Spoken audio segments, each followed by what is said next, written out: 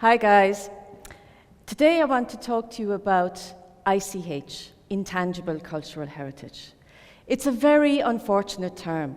Intangible Cultural Heritage? What does that mean? In French it translates as immaterial heritage. But is it immaterial? Well, yes, but no.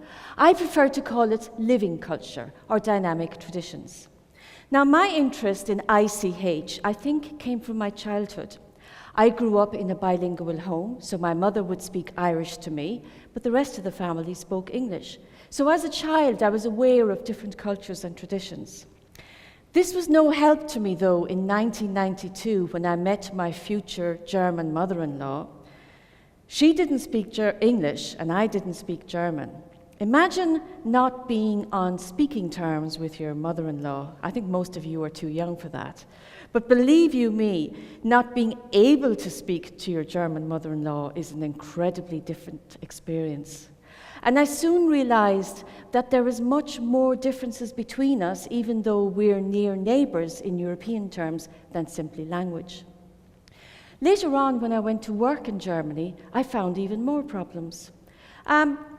Marking time is one issue. If I make an appointment with you at 10:30, that is the time I expect you to turn up.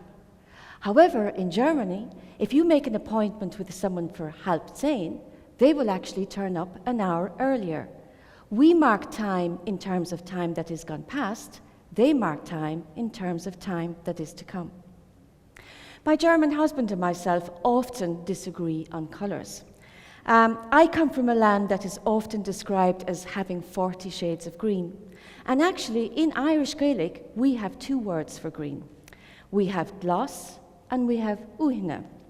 Now, glas is for a chilly morning, a grey horse, green grass, but we would use uithne for a bus.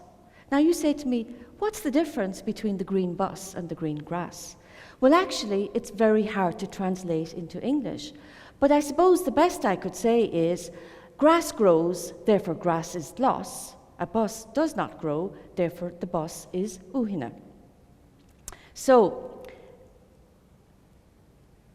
many cultures have many different languages, expressions, traditions, all part of Intangible Cultural Heritage, or ICH. Now, you may have seen in last week's newspapers how it has been discovered with the new thesaurus that there are 421 words in Scots for snow. That actually surprises me a bit. If you said to me it was 421 words for rain, I would expect that. But apparently, the Scots beat the Inuit for words for snow. The Inuit are supposed to have 50 words for snow, but actually that has since been described as a hoax. Okay, so what is the value of that? Well, I think the value of that is huge. First of all, local languages reflect the local biodiversity. They also create a sense of belonging and social cohesion.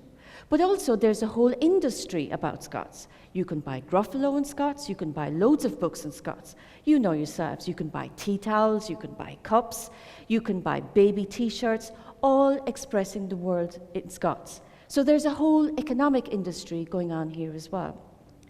Now, oral traditions and expressions are just one part of ICH, but there are many others. Performing arts is another, and here I put up a picture of what we would call one of our local folk stars, Gary West. Now, Gary West is one of the many people that have played in the Celtic Connection festivals, which happens every January in Glasgow. Now, the Celtic Connections Festival started in 1994, and since then it has grown year after year after year. And a study in 2007 found that for every pound invested in this festival, 31 pounds came back. So ICH has strong economic potential. Performing arts is another example of ICH. I don't know how many of you have enjoyed the Beltane Festival like I did. But Beltane is one of the many rituals and social practices and festivals that takes place in Scotland every year. Now, rituals, social practices and festivals are another very important part of ICH.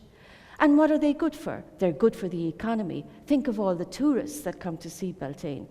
They're good for our mental health and well-being. I mean, consider how good you feel at a fire festival. Basically, Beltane is a fire festival. They're also good for tourism and mixing with the locals and marking the seasons, so they create a sense of environment. I think one of the most underestimated contributions Scotland makes to ICH is in terms of knowledge and practices concerning the universe. And I just take as an example John Muir.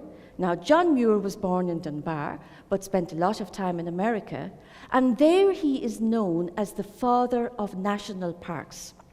Because John Muir had a vision for nature, a vision that we should all enjoy our leisure in nature, that we should all feel good in nature, and that nature should be available to everybody.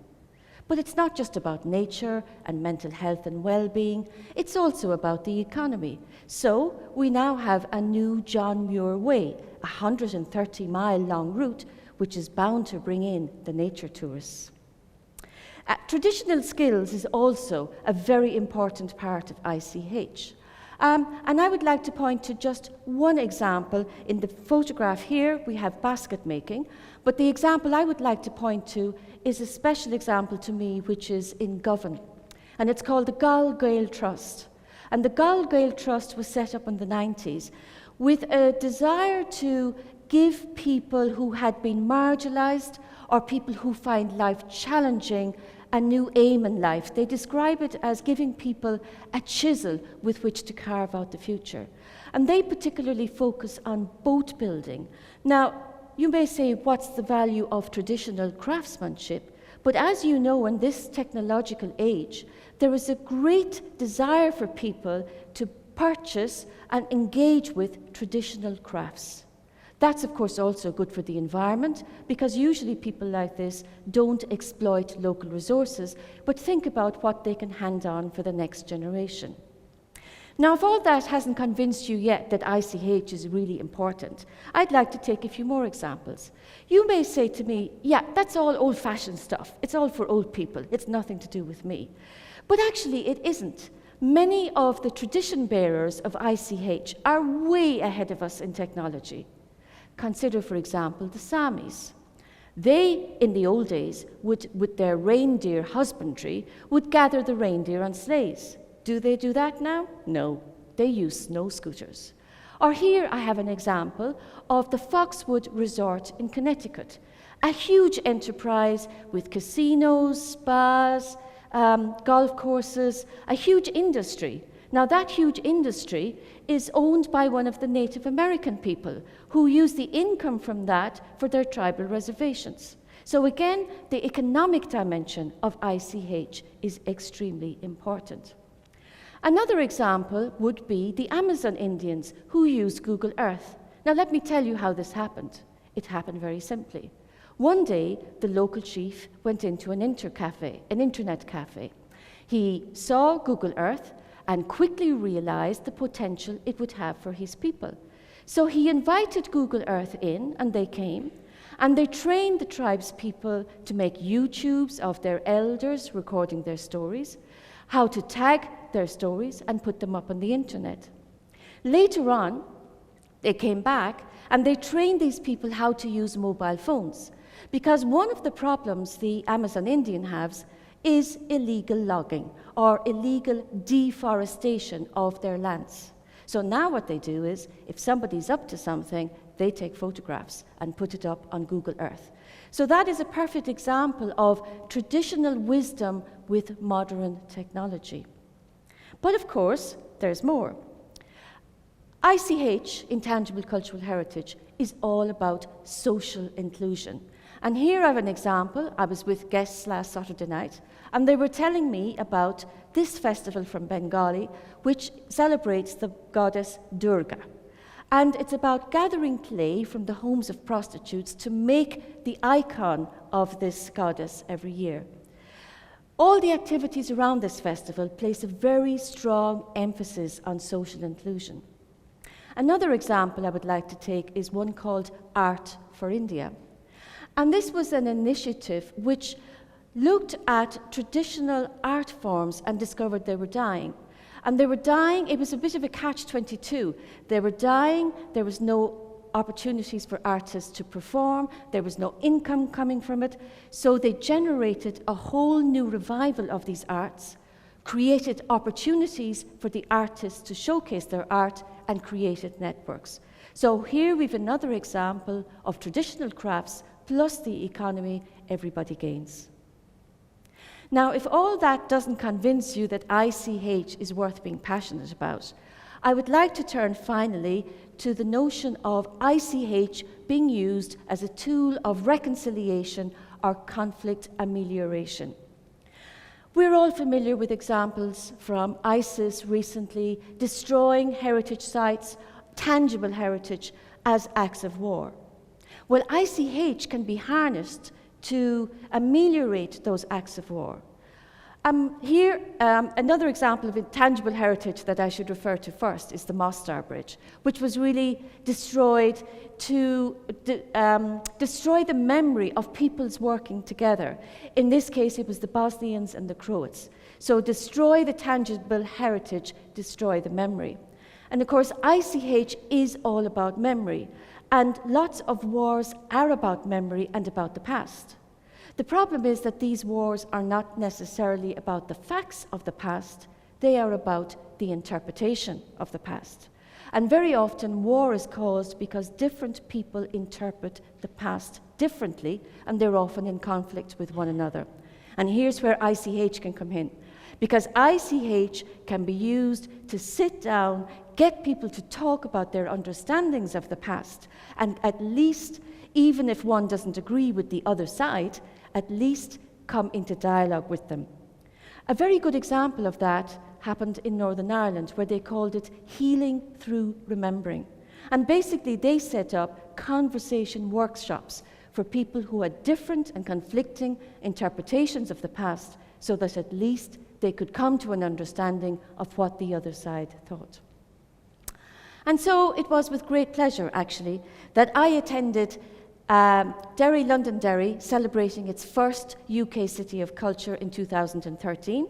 Hopefully you recognise the character of Nessie here. This was a big pageant about the character Columba, who in the past had divided communities known as Columba or Columkill.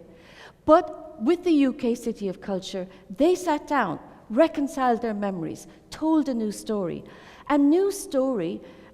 which harnessed ICH or intangible cultural heritage to create a new common shared heritage for the city with a view to economic benefit for all. So hopefully by now I've convinced you that ICH is something worth thinking about. It's not just about the past, it's about the future. It's about social inclusion, it's about the economy, it's about caring for our environment. It's about me, it's about you, it's about future generations. Go raibh maith agaibh.